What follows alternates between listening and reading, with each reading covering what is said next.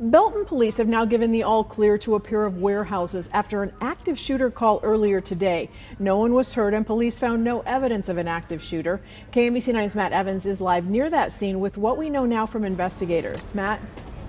Yeah, and Kelly, there was initially some confusion about which warehouse prompted this call. There's a string of warehouses here off of I-49, the outer road, 155th Street in Belton.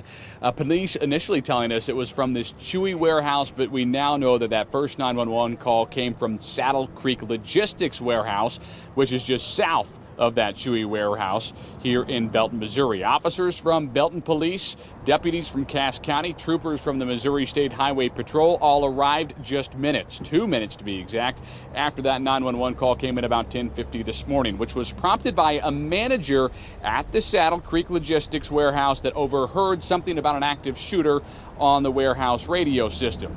That manager called police. The radio systems were told between these two warehouses, Saddle Creek and Chewy, they bleed over at times, so out of an abundance of caution, both of those warehouses were searched. Both of the warehouses also given an all clear hours after that search. To add to the confusion, when officers got on the scene, it was shift change at Chewy. It means there were a lot of workers outside, and somehow in some of that confusion, an alarm got tripped at Chewy as well. So even more of a reason to evacuate both warehouses, again, out of that abundance of caution. Right now, police beginning a thorough review of both their response to this situation and a thorough investigation into that initial 911 call.